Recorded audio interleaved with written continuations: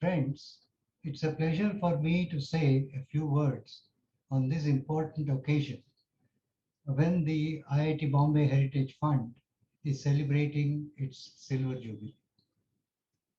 I am told that it was on the 5th of July 1996 that the US IRS gave its formal approval for IIT Bombay's Heritage Fund's registration.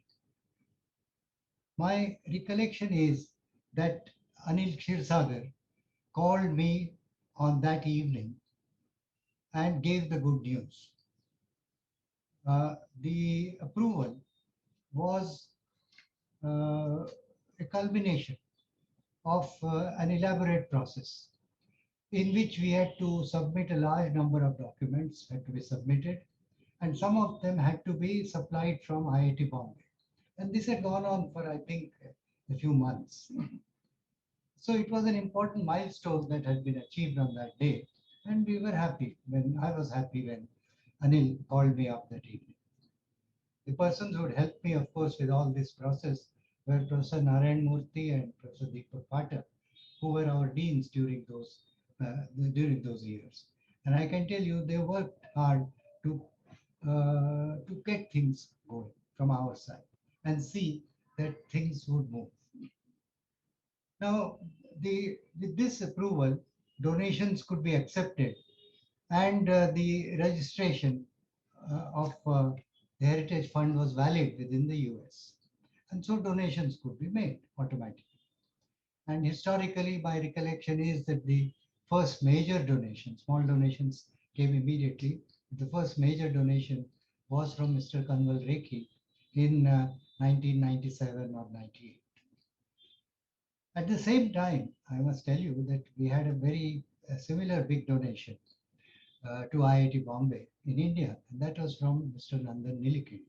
So really, we'd made a good beginning in those 1 or 2 years at the beginning, because we'd got straight away donations of the order of few crores of rupees. And in those days, that was big money for us. Of course, what they were to be used for was also specified. Now, it was suggested at that time to me that it would be useful if I visited the US and gave talks at various cities to alumni and to potential donors, so that the activity would get known and the IIT would receive perhaps a better response over the years. And so that was planned. And in the summer of 99, Professor Narayan Murthy and I went to the US. Now, uh, during that, I went to a number of cities and spoke to audiences, mostly consisting of our alumni, and had informal meetings with a few alumni as well. But there was one important meeting in Chicago where specifically I made a very detailed presentation. Potential donors who had indicated interest specifically came all the way to Chicago, and members of the executive committee of the Heritage Fund were also present. It was a long, drawn out meeting. I think it lasted about 2 or 3 hours. It was very satisfactory because for the first time, a number of donors made provisional commitments that they would be giving donations of a certain order. So we got things off to a good start. And eventually, many of them did give those donations over the years.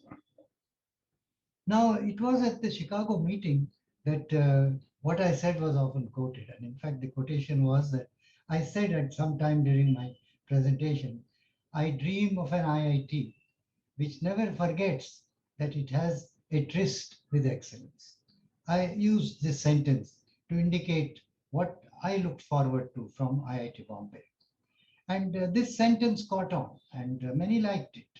And the phrase, a tryst with excellence, in fact, was adopted by IIT Bombay in its Diamond Jubilee year on its letterhead also, because many thought it was an attractive phrase, which gave an indication of what IIT Bombay stood for and would always stand for. Now, many people have asked me, well, where did such a phrase or sentence come from? I mean, how did you think of it? And I thought I should say that the origin of this word tryst with excellence comes from the Tryst with Destiny speech, which Pandit Jawaharlal Nehru gave on the August 14, 1947, when he spoke in the Constituent Assembly of India and said, "This nation has a tryst with destiny." And I read that speech very often, and that's where this phrase "tryst with excellence" came to me. And incidentally, I used it for the first time, not at the Chicago meeting, but at the convocation in 1996 at IIT Bombay. Towards the end of my speech, it was an add-on at the last minute.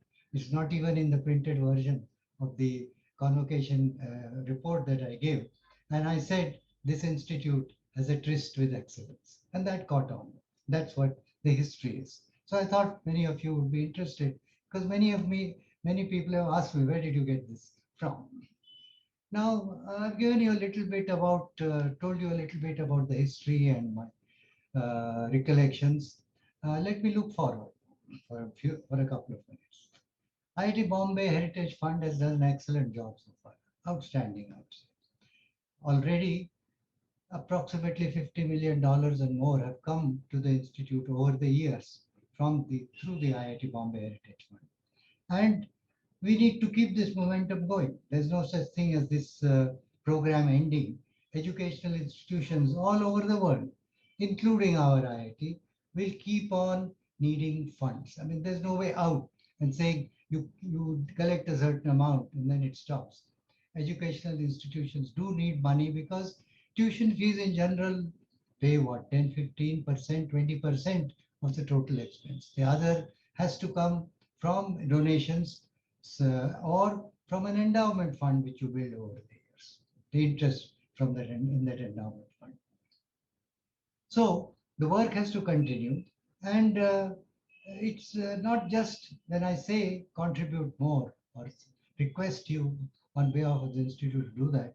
I'm not really saying this in a sense that it's just for IIT Bombay. You see, giving back to society is a duty of all educated people who've had shall I say, the privilege of receiving a good education, have cashed in on it, have done well with their careers.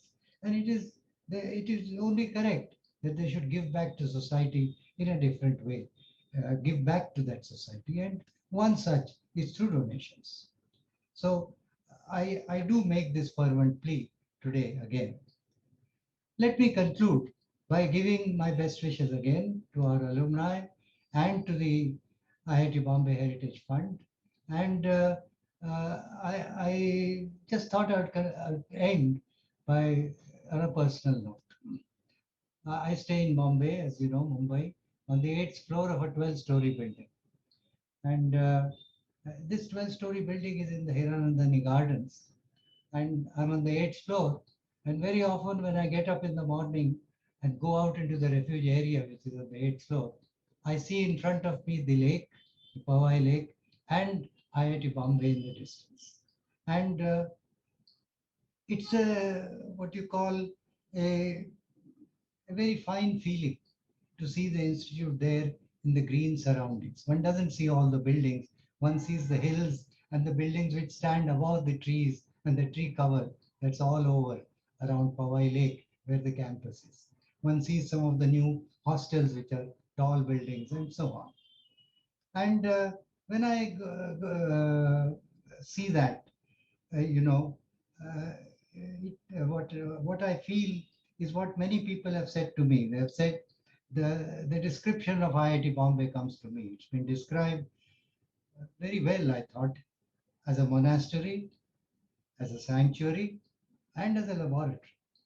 And may it continue to do so over the years, and let young minds which join it uh, grow and flourish. That's the wish with which I'd like to close this presentation today. Thank you very much.